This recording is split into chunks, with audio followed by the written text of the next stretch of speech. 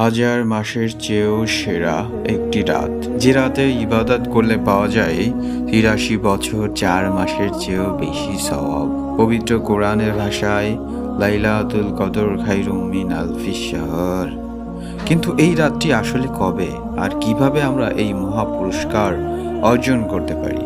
লাইলাতুল কদরের অর্থ হলো মহামান্বিত রাত বা ভাগ্যের রজনী।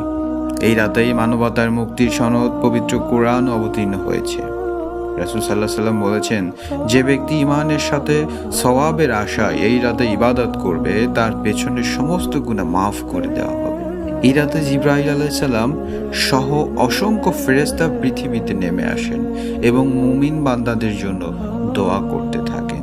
ফজর পর্যন্ত পুরো রাতটি শান্তিতে পরিপূর্ণ থাকে।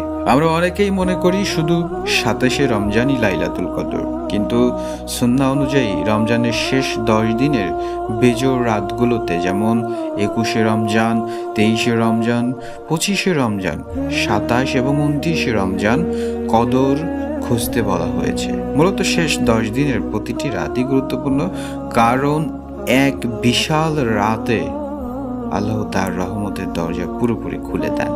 এই রাত্রি হেলায় হারাবেন না। অল্প কিছু আমল আপনার পরকাল বদলে দিতে পারে।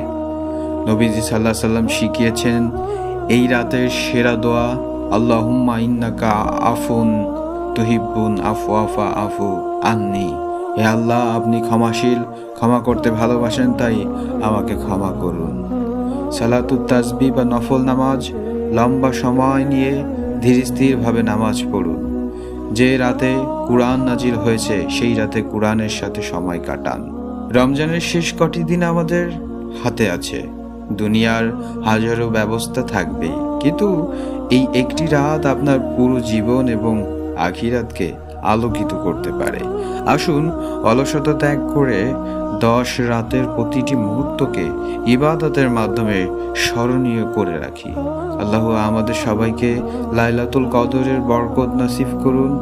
আমিন।